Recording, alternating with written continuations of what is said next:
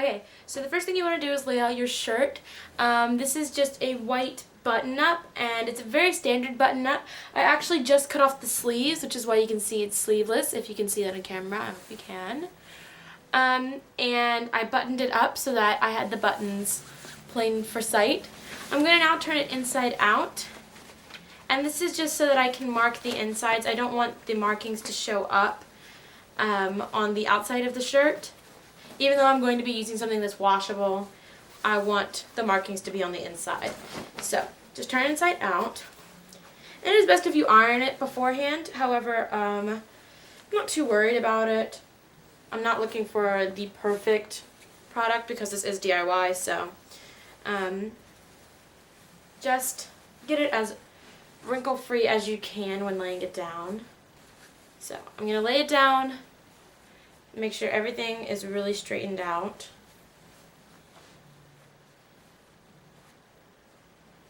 Like so.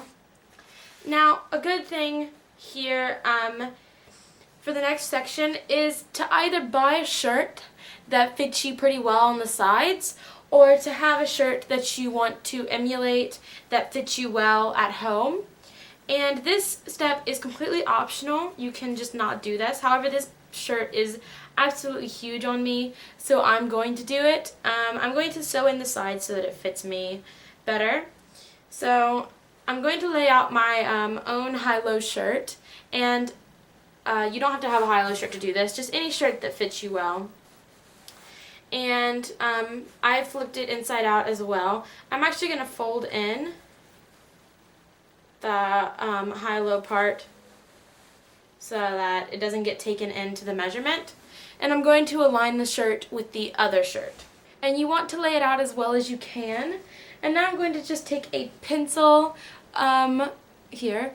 And of course you can use drawing chalk, sewing chalk, marking materials, things like that. However, I don't have any chalk with me, so I'm just going to be using a pencil.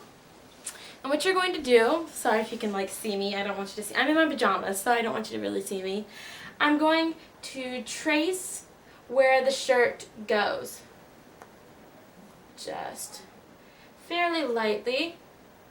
And I'm going to give it a 1-inch seam allowance as well, to make sure nothing gets, taken off wrongly and it doesn't end up too small. And now I'm going to go over to the other side and do the same exact thing.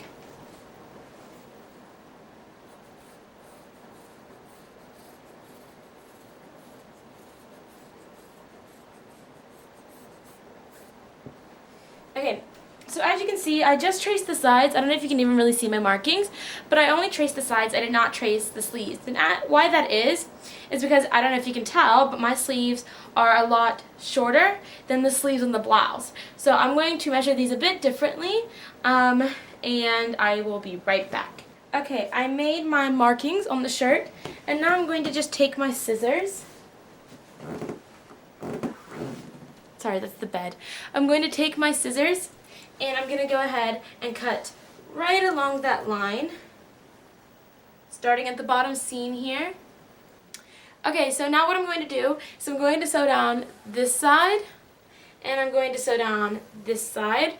Of course, matching up the seams, and I'm going to pin it all the way down the side and then just sew while it's still flipped inside out. I'm not going to sew the sleeves because, of course, you don't want to sew your sleeves shut because then you can't put your arms through. I'm going to just flip them and give them a hem so that they don't look unfinished. And then I will come back and show you the rest. Okay, so once you have sewn it, which you can see I've sewn it on the sides. Oh, little tag sticking out. I have sewn it on the sides, and then I've also hemmed the sleeves so that they look polished.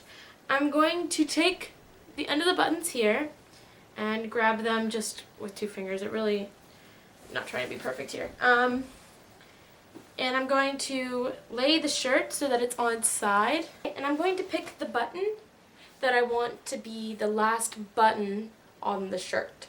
So this shirt is really, really, really long. So I'm actually going to go above the second button, about halfway above the second button. You want to add some seam allowance from the last button to the end of the shirt because you do have to sew a hem. Or you could just cut below the button and not sew a hem. However, I'm going to sew a hem. So I'm going to go about halfway below my last button, and I'm going to actually go and just mark that there. And then what you're going to draw, or not really draw so much, but mark out. If you can see, I'm using the pencil again. Even though this is on the outside of the shirt, I am using a pencil again. Really, really lightly this time. And I'm going to lightly draw an S shape in the garment. So, I don't know if you can see my S shape. I got some other pencil marks on the shirt that I don't want on there. I don't know if you can see my S shape here, but it literally goes here on the front of the blouse, and then it starts to curve down and around for the end of the blouse. So what you're going to do is you're going to cut right along that line. And so then, rather than having a cut square and then an awkward piece of fabric in the back, you have a gradual high to low cut. So I'm going to go ahead and sew along this line. I'm not going to sew it together, of course, because then you can't get through it. I'm going to just sew a hem along the uncut line so that it looks finished, and then I will come back and show you how to place on some studs. Okay, so now that you've sewn everything in place, all your hems are done, and everything looks nice and neat, you can see now that you have a high-low top. This is a pretty dramatic high-low top, but I like mine to be really dramatic. It's just something that I prefer. But now I'm going to zoom into the collar, and I'm going to show you how to add some studs to it. Okay, so here we have our nice clean collar. It's not going to be clean for long, but you can buy studs online. However, since I'm recycling everything in this tutorial, I decided to use some studs that I don't use anymore. And this is a studded belt. This is a black studded belt. I thought black would be a nice contrast with the white shirt. I also have a white studded belt and a rainbow studded belt waiting for later projects. But I really don't wear studs anymore. I don't wear these belts anymore at all. So I figured what a great way to reuse them is to just use the studs off of them. Even though the studs have faded a bit, as you can see, it doesn't matter too much to me. So you can of course buy studs online, even though they're fairly expensive. I'm just going to show you how to take them out of a belt to use them for other projects. I'm just going to take my scissors. You have to be very careful with this because it does hurt if you aren't careful. And I hope you can see what I'm doing here. I'm going to wedge the scissors underneath that first prong and bend it upwards, just straight up, and then wedge it under the second prong and bend it straight up, and then go into the front and wedge it under the stud, and the stud will pop right out. So it's a bit time consuming, but the stud will pop right out. Once you've got your stud out, I do recommend figuring out how you want to place these first. I decided to place mine in a sort of triangle pattern just up to this part of the collar, and then sort of gradiate it up. So this is how you place them in. You're going to take your scissors, and the collar on these is really, really tough, but I'm going to sort of wedge my scissors in until I can get it through, just like so, and go through the back as well. Then once you've got that done, you're going to figure out where your second prong would go. Mine seems to be right about here. And you're going to do the same thing.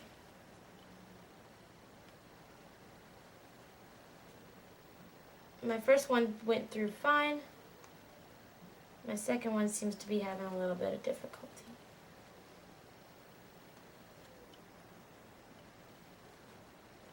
Okay. So get it through the back side.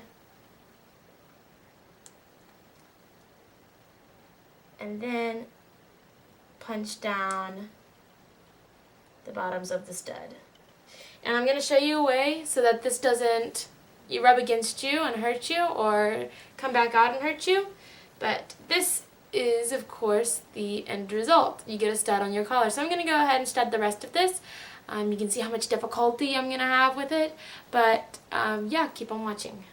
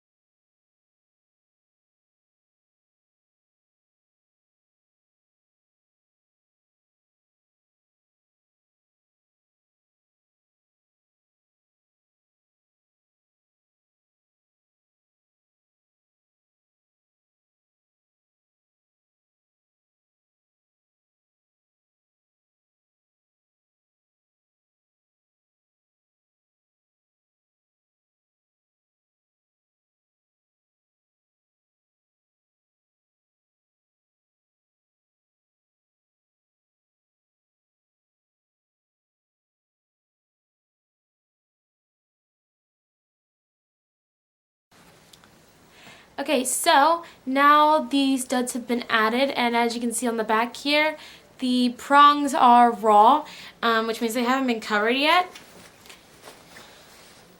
Now what you could do here is add fabric glue or a hot glue, which doesn't stick to all the fabrics, which is why I would use fabric glue. Or you could overlay a piece of fabric and sew it over. Anything like that would cover these prongs. You can also look up it on Google on how to cover stud prongs so they don't poke into you. However, these are pretty dull and they're also really stuck into the back, so I don't think they're going to come off anytime soon. And if you can rub your finger over them and not feel anything, then you're pretty safe to go. And also my collar is never going to touch my skin. It is always going to be touching the fabric of the shirt. But that is it for the high-low shirt with studded collar. You can now go try on your brand new shirt.